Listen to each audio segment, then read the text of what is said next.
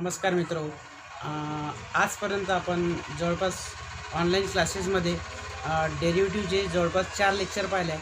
तर चारही लेक्चरमध्ये आपण 11वीचं डेरिव्हेटिव्ह म्हणजेच काय डिफरन्शिएशन पाहिलेलं आहे. तर मित्रो लक्षात घ्या, परत एकदा आपण रिवाईज करूया. तर सर्वप्रथम मी तुम्हाला फर्स्ट प्रिन्सिपल फॉर्म्युला सांगितलेला होता आणि नंतर तुम्हाला हे 13 फॉर्म्युले डेरिव्हेटिव्हचे सांगितले होते. 13चे 13ही फॉर्म्युले हे फर्स्ट प्रिन्सिपल फॉर्म्युल्यापासून आले आणि तुम्हाला ते लर्न करायला आणि लर्न करून तुम्हाला ते अप्लाय कसे करायचे आहे हे सुद्धा आपण सांगितलेलं आहे. आणि सोबतच आपण त्याच्यावरच्या काही 5 प्रॉपर्टी पाहिल्या होत्या. तर 5 प्रॉपर्टी म्हणजेच पहिली ॲडिशनची प्रॉपर्टी होती, दुसरी सबट्रॅक्शनची, 2 प्रॉडक्टच्या होत्या म्हणजे मल्टिप्लिकेशनच्या होत्या आणि शेवटची प्रॉपर्टी डिव्हिजनची होती. त्याला आपण क्वेश्चन रूल म्हटलं होतं. तर 5ही प्रॉपर्टीवरचे आपण प्रॉब्लेम घेतलेले आहे. तुम्हाला मी प्रॉब्लेम लिहून दिले आहे, तुम्ही मला त्याच्यावर होमवर्कसुद्धा दिला आहे आणि ते तुम्ही केलेलंसुद्धा आहे.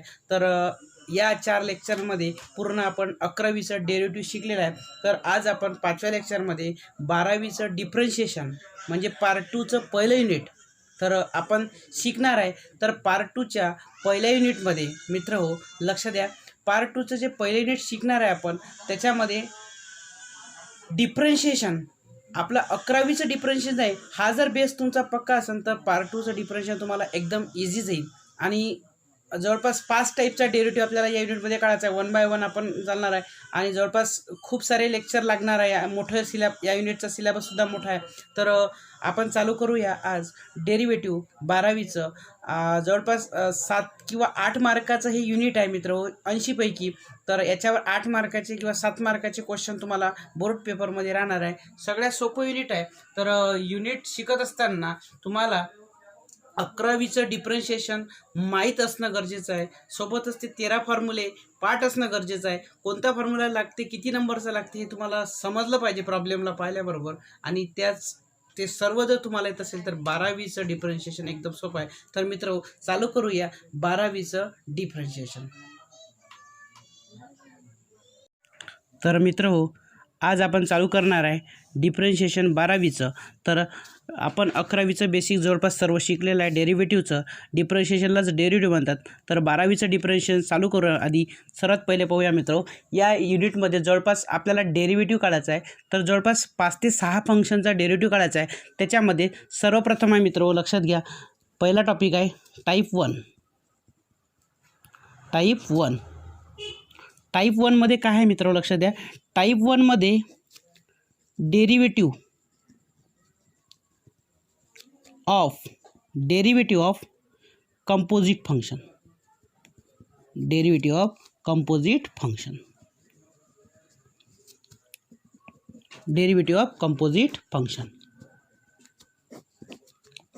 आता सगळ्यात पहिले मित्र डेरिव्हेटिव्ह ऑफ कंपोजिट फंक्शन काय असते समजून घ्या. सुरुवातीला सगळ्यांना माहीत आहे डेरिव्हेटिव्ह माहीत आहे, ऑफ माहीत आहे.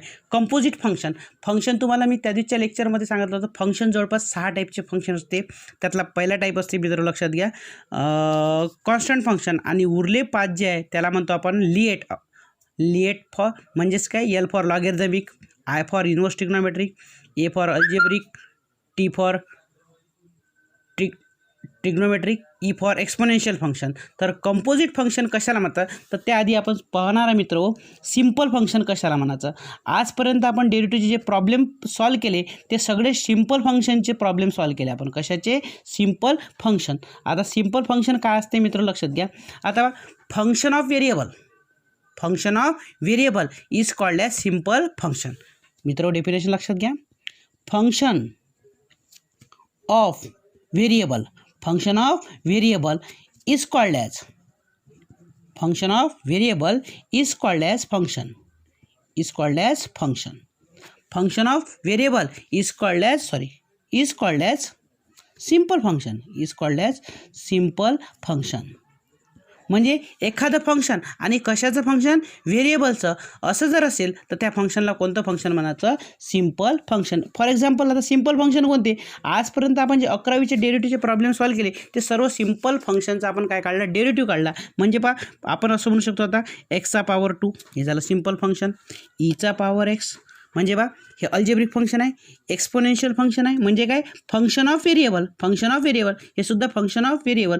किंवा मग साइन एक्स झाला, लॉग एक्स झाला म्हणजे हे सिंपल एक सिंगल फंक्शन आहे. म्हणजे कशाचे फंक्शन आहे? व्हेरिएबलचे. म्हणजे हे सगळे फंक्शन कोणते आहे? Is all are the called as simple function etcetera. सर्वांना सिंपल फंक्शन समजलेलं आहे मित्र. एक्स स्क्वेअर, ईचा power X, sine X, log X, cos X, cot X, एचा पॉवर एक्स, नाईनचा पॉवर एक्स, हे जे सिंपल प्रॉब्लेम आहे त्यालाच आपण काय म्हणतो? Simple function. हा झाला तुमचा पहिला टॉपिक, सिंपल फंक्शन. दुसरा टॉपिक पहा मित्र, काय आहे? Composite function. काय आहे? Composite function. Composite function.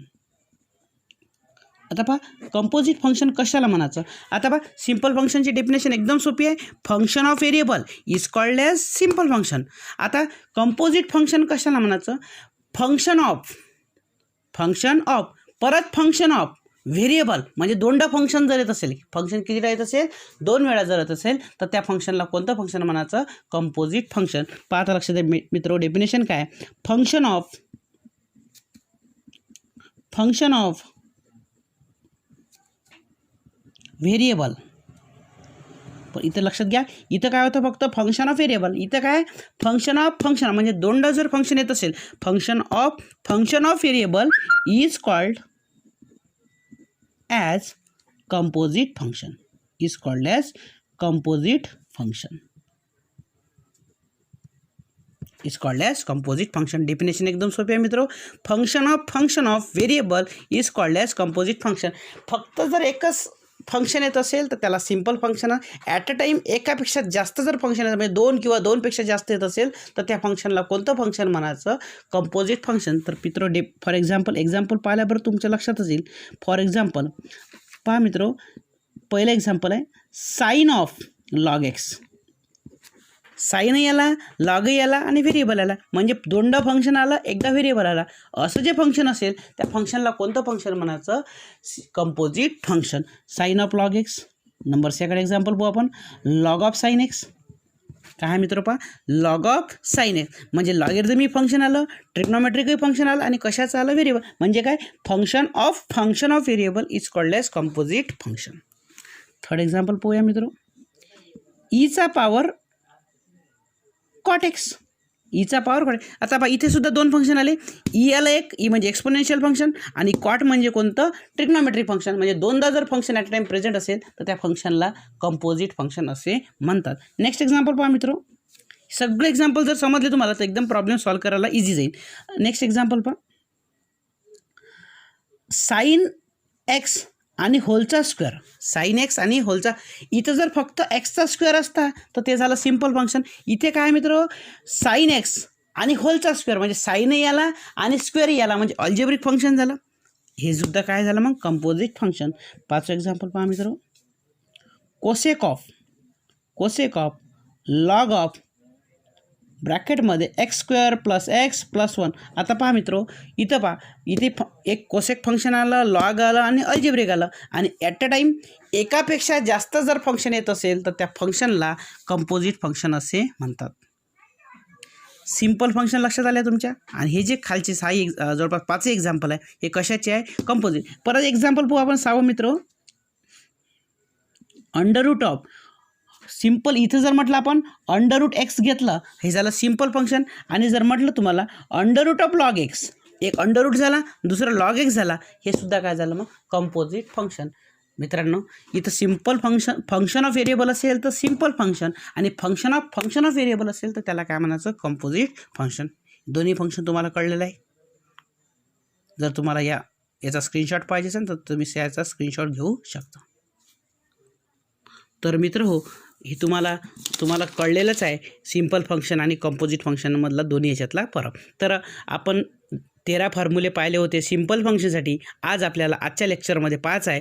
13 फॉर्म्युले परत एकदा आपण रिवाईज करूया आणि सोबतच कंपोजिट फंक्शनचे सुद्धा किती फॉर्म्युले? टोटल 12. तर पहा मित्र, ते फॉर्म्युले कसे आले त्या पहिल्या 13 फॉर्म्युल्यापासूनच आलं. पाठ करासाठी तुम्हाला एकदम सोप्या भाषेत सांगतो मी. तर पहा मित्र, इथे आपण पाहणार आहे सिंपल फंक्शनचे फॉर्म्युले. इथे कशाचे पाहणार आहे? सिंपल फंक्शनचे. आणि इकडे पाहणार आहे आपण कंपोजिट फंक्शनचे फॉर्म्युले. तर पहा मित्र, पहिला फॉर्म्युला आहे. आपण पहिला फॉर्म्युला पाहिला होता ddx ऑफ कॉन्स्टंट हा नेहमी काय असते? 0 असते. हे तुम्हाला माहीत आहे. तर इथं तुमचा कंपोजिट फंक्शनचा फॉर्म्युला नाही आहे. कंपोजिट फंक्शनचा फॉर्म्युला नाही आहे. तर दुसरा फॉर्म्युला पहा मित्रो, डी डी एक्स ऑफ एक्सचा power N. D D x of एक्सचा पॉवर एन फॉर्म्युला काय होता मित्रो, पॉवर समोर इंटू एक्सचा पॉवर एकनं कमी. हा झाला तुमचा सिम्पल फंक्शनमधला 2 नंबरचा फॉर्म्युला. तर हाच फॉर्म्युला आपल्याला 5 आहे कंपोजिट फॉर्म्युल्यामध्ये. तर पहा मित्रो, फॉर्म्युला सेम आहे, फक्त आता एक्सच्या ठिकाणी काय येणार आहे, एक्सच्या ठिकाणी येणार आहे एफ ऑफ एक्स. म्हणजे काय, एक्सच्या व्यतिरिक्त काय येणार आहे, फंक्शन. एक्स येत असेल फक्त तर तो झाला व्हेरिएबल म्हणजे सिम्पल फंक्शन. आणि एक्सच्या व्यतिरिक्त काही येऊ, एक्सच्या व्यतिरिक्त काही जर असेल तर त्याला सरळ काय म्हणायचं, फंक्शन. आणि ते फंक्शन जात असेल तर त्या फंक्शनला कोणतं फंक्शन म्हणतो आपण, कंपोजिट फंक्शन. तर पहा मित्रो, इथे फॉर्म्युला सेम आहे, डी डी एक्स सेम आहे, फक्त एक्सच्या ठिकाणी काय टाकणार आहे आपण, एफ ऑफ एक्स. एक्सच्या ठिकाणी काय टाकणार आहे, एफ ऑफ एक्सचा पॉवर एन. तर एक्सच्या ठिकाणी एफ ऑफ एक्स आलं तर आर एच एसमध्ये जच्या तसं पहा एन ॲज इट इज. एक्सच्या ठिकाणी काय येईन मित्र, एफ ऑफ एक्स जच्या तसा. आणि परत एक्सचा पॉवर काय होता, एकनं कमी झाला, इथं सुद्धा एकनं काय होईन कमी. एन इंटू एफ ऑफ एक्सचा पॉवर एन मायनस 1 इंटू परत काय घ्यायचा, ह्या फंक्शनचा डेरिव्हेटिव्ह. फक्त इथंच ही स्टेप जास्त आहे बस. कळला काय मित्र, लक्षात घ्या. परत पहिला फॉर्म्युला आहे डी डी एक्स ऑफ एक्सचा power n is equals to n into एक्सचा पॉवर एन मायनस 1. परत सेम कंपोजिट फंक्शनचा फॉर्म्युला आहे डी डी एक्स ऑफ एक्सच्या ठिकाणी काय टाकला आपण, फक्त f of x. F of एक्सचा power n is equals to power समोर f of x as it is, एकनं पॉवर कमी. आणि फक्त काय घ्यायचं, एक्सच्या व्यतिरिक्त जे फंक्शन आलं त्या फंक्शनचा परत काय घ्यायचा, डेरिव्हेटिव्ह घ्यायचा. हा झाला तुमचा सेकंड फॉर्म्युला. थर्ड फॉर्म्युला पहा, हा होता तुमचा सेकंड फॉर्म्युला. तिसरा फॉर्म्युला पहा मित्रो, काय आहे, तिसरा फॉर्म्युला आहे D D x of Icha power x. D D x of Icha power, Icha power एक्सचा डेरिव्हेटिव्ह काय आहे मित्रो, ईचा पॉवर एक्स. आपण पाहिलंच आहे. तर इकडे तिसऱ्या नंबरचा फॉर्म्युला काय तयार होईल पहा मित्रो, D D x of Icha power F of x. ईचा पॉवर एफ ऑफ, म्हणजे एक्सच्या ठिकाणी काही फक्त एफ ऑफ एक्स. मग ॲन्सरमध्ये सुद्धा जच्या तसं ईचा पॉवर एक्स होता तर काही answer Icha power F of x. एक्सच्या ठिकाणी फक्त एफ ऑफ एक्स, ईचा पॉवर एफ ऑफ एक्स. आणि इंटू प्रत्येक वेळेस डी डी एक्स ऑफ ह्या फंक्शनचा परत काय घेऊन घ्यायचा, डेरिव्हेटिव्ह घ्यायचा. हा झाला तुमचा सेकंड नंबरचा फॉर्म्युला. थर्ड नंबरचा फॉर्म्युला पहा मित्रो, डी डी एक्स ऑफ एचा पॉवर एक्स. एचा पॉवर एक्सचा डेरिव्हेटिव्ह तुम्हाला माहीत आहे, एचा power X into log A. Similarly इकडे 4 नंबरचा फॉर्म्युला तयार करू आपण, डी डी एक्स ऑफ एचा पॉवर एक्सच्या ठिकाणी काय येईन, एफ ऑफ एक्स. एचा पॉवर एफ नंबरचा फॉर्म्युला मित्रो, एचा power F of X is equals to, परत तेच आन्सर काय होतं आपलं, एचा पॉवर एक्स. फक्त एक्सच्या ठिकाणी काय येईन, एफ ऑफ एक्स. एचा power F of x into log of a. आणि परत प्रत्येक वेळेस काय घ्यायचा, D D x of F of x. D D x of F of x. हा झाला तुमचा थर्ड नंबरचा फॉर्म्युला. फोर्थ नंबरचा फॉर्म्युला पहा मित्रो, D D x of root X. D D x of root X काय होतं, 1/2 under root X. 1/2 under root X. तर इकडे पहा मित्रो,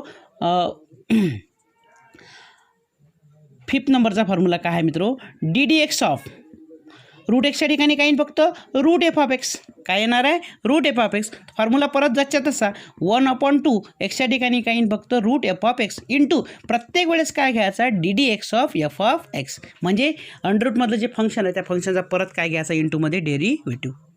हा झाला तुमचा 5 नंबरचा फॉर्म्युला. 6 नंबरचा फॉर्म्युला पहा मित्रो, D D x of log x. D D x of log x. D D x of log एक्सचा फॉर्म्युला होता मित्रो 1/x. तर इकडे पहा मित्रो, D D x of log as it is, एक्सच्या ठिकाणी काय येईन मित्रो, फक्त एफ ऑफ एक्स. फॉर्म्युला त्याच्या तसा 1/xच्या ठिकाणी काय येईन, एफ ऑफ एक्स. परत काय घ्यायचा, D D x of F of x. D D x of F of x. 7 नंबरचा फॉर्म्युला पहा मित्रो, D D x of 1/x. D D x of 1/x काय होतं, -1/x². तर इकडे पहा 7 नंबरचा formula, d D x of 1/f of x काय होतं, 1/f of x. 1/f of x आहे, formula as it is, -1/f of x होलचा स्क्वेअर. एक्सचा स्क्वेअर होता ते एफ ऑफ एक्सचा स्क्वेअर इंटू परत काय येईन, D D x of F of x. हा झाला तुमचा 7व्या नंबरचा फॉर्म्युला. आता उरले 6 फॉर्म्युले. 6 फॉर्म्युले कशाचे, ट्रिग्नोमेट्रीचे. तर 8वा फॉर्म्युला पहा मित्र, काय आहे, D D x of sine of X. Sine X. D D x of sine X काय होतं, कॉस एक्स. हा होता D D x of sine X is equals to cos X. तर इकडे पहा मित्र, काय फॉर्म्युला तयार होणार आहे, D D x of sine एक्सच्या ठिकाणी काही नाही, एफ ऑफ एक्स. परत जायच्या तसं कॉस एक्स होतं तर काय येणार आहे, cos of F of x. लक्षात घ्या, फॉर्म्युले दोन्ही सेम आहे, पाठ करायची वेगळी गरज नाही आहे, फक्त समजून घ्या. इथं एक्स होता, इथं काय आलं एफ ऑफ एक्स इंटू परत काय घ्यायचा D D x of F of x, D D x of F of x.